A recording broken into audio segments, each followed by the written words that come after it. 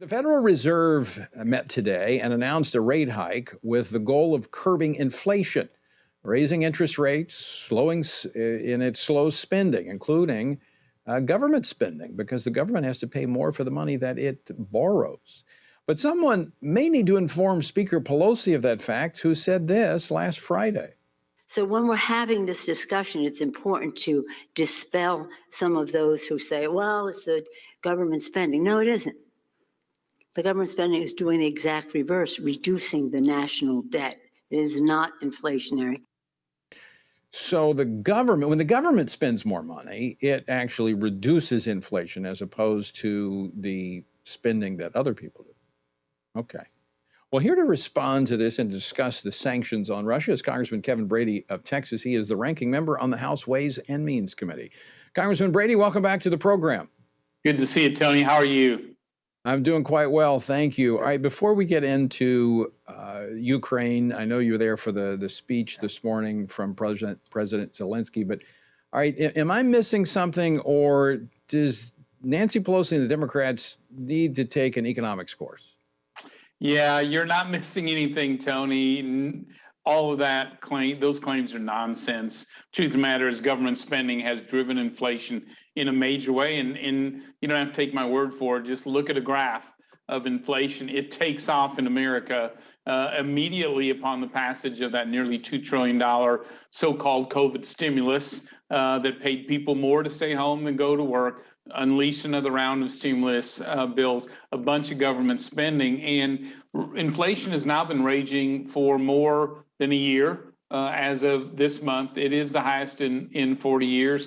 But here's the thing, inflation is accelerating. The rate of it is accelerating over the last half of the year. And for real wages this year in 2022, so sort of the purchasing power of an average family watching this show, it has dropped more in this year than at any time since the country started recording, real wages for families. In the wholesale prices we saw the other day, in other words, how fast are prices raising for our businesses when they buy products for their company, is highest year over year since we've seen, again, in history. So when Speaker Pelosi or the president claims that more spending will reduce inflation, there's no economic book in America that makes that statement. Yeah, the president as well, they're speaking to the Democrats to their retreat up in Pennsylvania on Friday, said the same thing. He said, quote, "I'm sick of this stuff," referring to people that are saying government spending is creating inflation. He says, "The American people think the reason for inflation is the government spending more money." Simply not true. But Kevin, just to make sure that our listeners and viewers know that this isn't just conservatives saying this, Stephen Ratner, former Treasury Department official under the Obama administration, has called the spending in Biden's American Rescue Plan the original sin that caused the inflation we're seeing.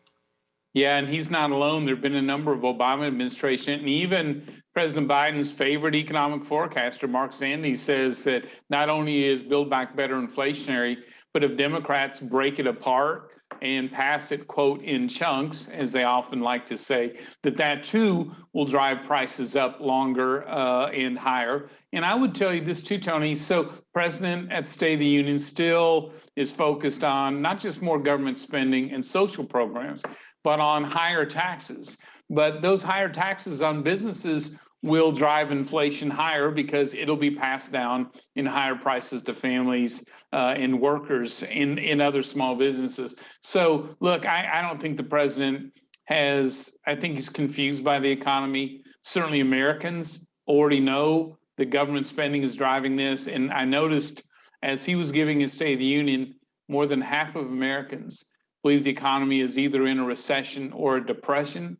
And most believe their financial status will be worse off over the next year as a result of all of this. So look, in the Fed today, I was really disappointed in the sense that I think the Federal Reserve is so far behind the curve on inflation. I don't honestly know how they catch up, and a quarter point at a time is just not going to do it. And so I worry, besides the national debt, this wage price spiral that's so damaging to a country. I fear we're already in it, and that we are either in one or headed toward a recession later this year, none of which we want. Now, Congressman Brady, last time we were discussing this was before the Russia invasion of Ukraine, which has caused this historic spike in gasoline, fuel prices. And so that's now added to the mix of what's driving inflation, the pinch on the American family. I mean, so there's several factors. It's almost like a perfect storm when it comes to the economic situation here in the United States. How do we right the ship? How do we get this thing moving in the right direction and stabilize it? Yeah, so I do, and Tony, I think you agree with me. I think it was important for Congress actually came together, both parties, to immediately ban purchases of Russian energy. And tomorrow we will pass legislation that's about 60% of what America buys from Russia. That leaves a lot more. So tomorrow we're going to remove the special trading relationship we have with Russia so that we go after the other 40% they sell us. There's no need for Americans to be, providing income to that war machine. And that will add some supply chain issues and will drive prices up somewhat. But there's no question, especially on energy, America put itself in this position of being vulnerable by stopping more made in America energy, the Keystone Pipeline, stopping coal leases offshore and onshore in this regulatory assault on, states like Texas and Louisiana and Oklahoma that are the real providers of energy in America. So, President Biden's policies brought this on himself, and I worry he's going to keep repeating the same mistakes of us being beholden to other countries for the price of energy. We ought to be self-sufficient in that regard. Speaking of these sanctions, I know that was one of the requests that President Zelensky made this morning, additional, stronger sanctions, as well as the ability to create a no-fly zone. If NATO won't do it, then give them, jets so that they can do it. So those requests were being made. But I just want to put something on the table, because it does look, I mean, there's light at the end of the tunnel here. I mean, Russia thought they could roll in and knock Ukraine aside and take over, but the people are being very resilient and they're holding on. And it may be that there's a brokered peace here. One of the things that Russia needs to be on the hook for is restitution and rebuilding that country. So any sanctions that are released after this is over, it needs to be conditioned upon them, not us, rebuilding the country of Ukraine and their infrastructure. Yeah, I think that's a perfect point, Tony. No one's really talking about that yet, but that should be very much part of our policies. And I think, look, it's powerful to hear from President Zelensky. It was moving to see the update where Ukraine has come in such a short time, how it's genocide, how it's a destruction of a whole country. No one wants World War III, but we've got to find a way, provide that air cover to Ukraine, if not directly, indirectly, because I think the sooner we do that, the stronger position they'll be in to broker a peace agreement that's real and retains them as a free and independent government. I mean, it was I listened to the speech this morning as he spoke to the members of Congress, showing the video of what's actually taking place, powerful images. And I know that it was, you can't watch that and not be touched by what's happening there to those innocent, peace-loving people. And quite frankly, putting ourselves in that position. I mean, it can happen in the world in which we live. Is there movement among the parties, a bipartisan effort to release and find a way to get these MiG planes, these jet fighters that they want from Poland, that Poland said they'll give to us and we can release to Ukraine?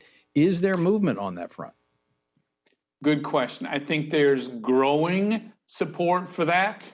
I think there's an openness to the military finding another way to do it, whether it's through anti-aircraft missiles, drones, again, backfilling other countries. I can't help but think if we were sending that air support from about 5 different countries, into the Ukraine. I think it'd be very difficult for Russia to stop a sort of flood the zone type approach for that weaponry. I just keep thinking our military is so powerful and we can be so creative. There's got to be a way to help them close those skies, because I think that will hasten the end of this war.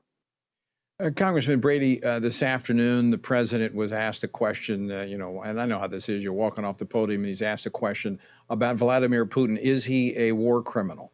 To which he first said no, but then he went back and what was the question? And said, yes, I do think so.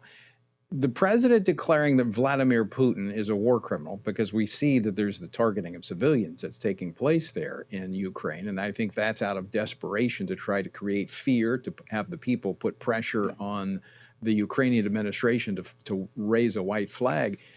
Does that declaration provide greater prompting for this administration to act? I sure hope so.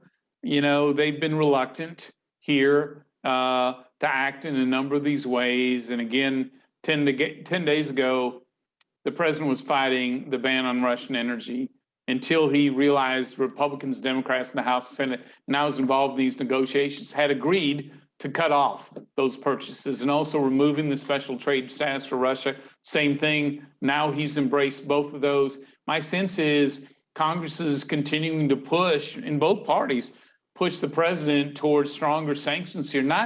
Smart ways of doing this. There's no warmongering here, but the world has changed in the last 3 weeks. You can no longer hide, the genocide, the destruction, the death here in these wars. And so I think it is changing, hopefully in a good way, how we consider this, because we know Putin is not stopping here. We know that. And there's a lot at stake. That's a really good point. I need to underscore that repeatedly, is that, we're not advocating at this point of putting U.S. military on the ground in Ukraine. But you're right. What we know, we're accountable for. In World War II, there's a lot of things we didn't know till after the fact. But in today's world, with the technology that we have, we're made aware of what is unfolding in real time. And so we are then accountable for what we know. And so it puts a burden on this government, the United States, greater than others, because we have walked in a leadership role. Now, if we don't want that leadership role, then someone else fills it. But you know what happens then? Someone else is calling the shots around the world that has a different set of values. They do, and as we've learned as children, with great blessings come great responsibility. Yes. And we are that nation. And it is, if you are, for those of us watching today, all of us so pro-life and the protection of that dignity, that could be us. That is us, a free, sovereign, independent country being attacked like that. That's why I think there was a different mood coming out of those remarks in that room, Tony, than when we went into it. All right. Congressman Kevin Brady, always great to talk with you, my friend. Thanks so much for joining us today. Good to see you. Take care.